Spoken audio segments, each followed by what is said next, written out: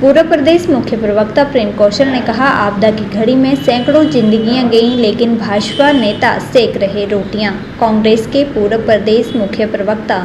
प्रेम कौशल ने आपदा की घड़ी में सैकड़ों जिंदगियां चली गई, लेकिन भाजपा के नेताओं के द्वारा राजनीतिक रोटियां सेकने के लिए पीएम मोदी का गुणगान कर रहे हैं। कौशल ने कहा कि हिमाचल के भाजपा नेताओं में होड़ लगी है कि कौन ज़्यादा पीएम मोदी का गुणगान करेगा। इसी के चलते प्रदेश भाजपा के शीर्ष नेता लगे हुए हैं ताकि अपने आप को राजनीति में आगे बढ़ा सकें। उन्होंने कहा कि आपदा की घड़ी में भाजपा श्रेय लेने व आलोचना करने की राजनीति कर रही है। उन्होंने कहा कि पीएम आकर चले गए और पिछले दिनों केंद्र की टीम भी हिमाचल आई थी, लेकिन अब कुछ केंद्र के मंत्री हिमाचल में आपदा का जायजा लेंगे, लेकिन पीएम अपनी आंखों से जायजा लेकर गए हैं, उस पर पीएम मोदी को विश्वास नहीं है। प्रेम कौशल ने कहा कि पीएम मोदी की 1500 करोड़ की घोषणा को अभी तक जारी नहीं किया गया है, लेकिन कांग्रेस मांग करती है कि जल्द इस राहत पैकेज को घोषित किया जाए। उनके आभारी हैं, उनकी घोषणा में स्पष्ट नहीं है हालांकि कि जो 1500 करोड़ रुपए की उन्होंने घोषणा की है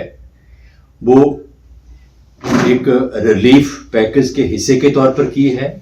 या जैसे कि मुख्यमंत्री ने कहा है कि डिफरेंट जो हेड्स हैं, योजनाएं हैं, उनके तहत वो पैसा आएगा। प्रदेश को ज़रूरत इस वक्त जो है वो एक रिलीफ पैकेज की है। अगर ये पैसा उस रिलीफ पैकेज के तहत सरकार को एक मुश्त और तुरंत जारी किया जाता है तो इसके कोई मायने हैं। अन्यथा अगर ये परियोजनाओं के आधार पर, प्रोजेक्ट रिपोर्ट्स के आधार पर और अलग अलग विभागों के जो डीपीआर्स हैं उनके आधार पर रिलीज किया जाता है तो मैं समझता हूँ कि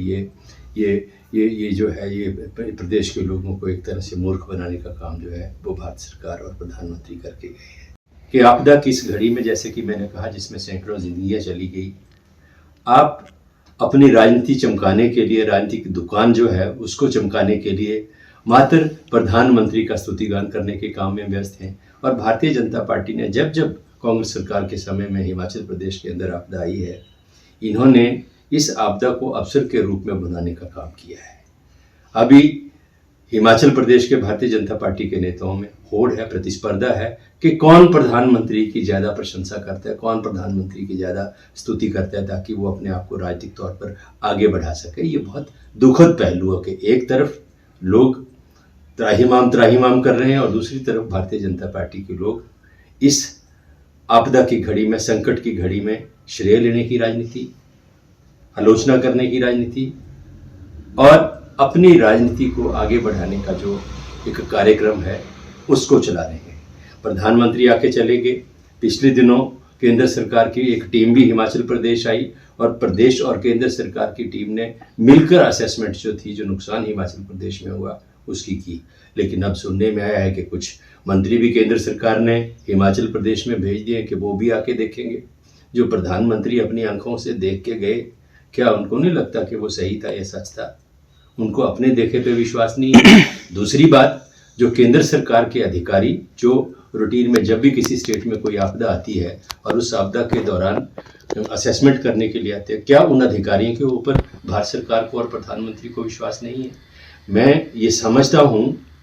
कि भारतीय जनता पार्टी का चाहे प्रदेश का नेतृत्व हो चाहे केंद्र का नेतृत्व हो, इस आपदा की घड़ी में राजनीतिक तमाशा हिमाचल प्रदेश के अंदर करने का जो है वो प्रयास कर रहे हैं। और जिस तरीके से केंद्रीय मंत्रियों का हमें उसमें कोई आपत्ति नहीं है कि केंद्रीय मंत्रियों को क्यों भेजा गया, लेकिन ये है क्या,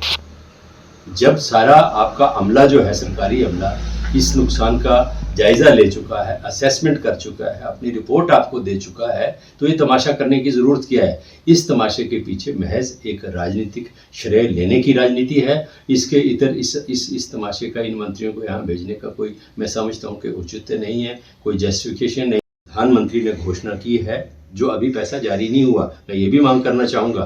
कि तुरंत उस पैसे को जो है वो राहत के तौर पर जारी किया जाए और एक व्यापक और विस्तारित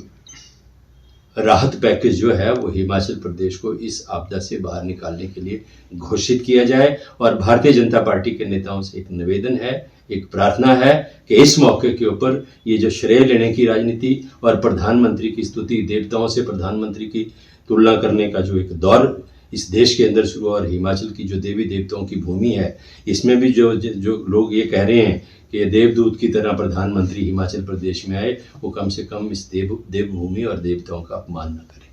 ठीक है। और जो वास्तविक राहत पैकेज है,